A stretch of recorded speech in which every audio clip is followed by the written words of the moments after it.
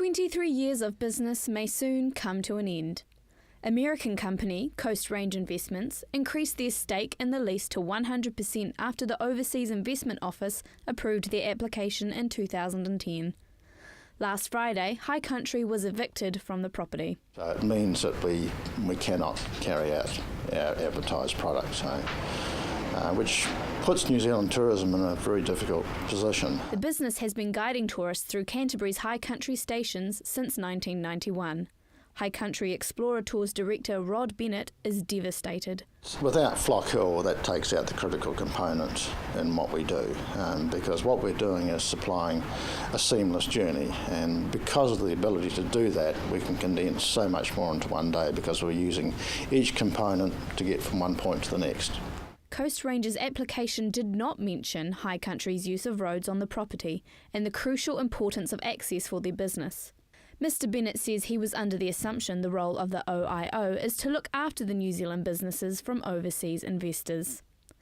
Labour's Waimakariri List Labour MP Clayton Cosgrove says that this is arrogance of the highest order on the Prime Minister's part and that there is no benefit in the sale for New Zealand.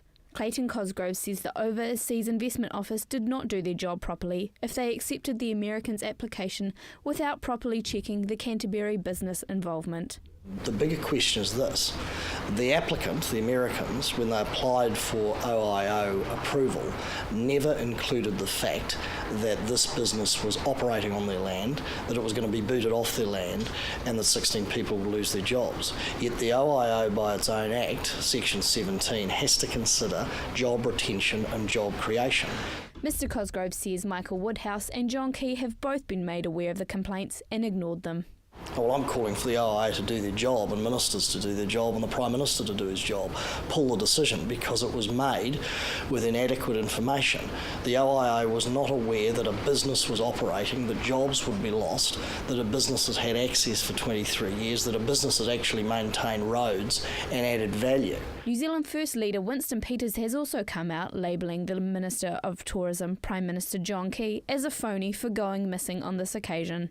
With their impending eviction looming, High Country will now have to cancel more than 62 tours already booked between now and October 2015. Briar Babington, CTV News.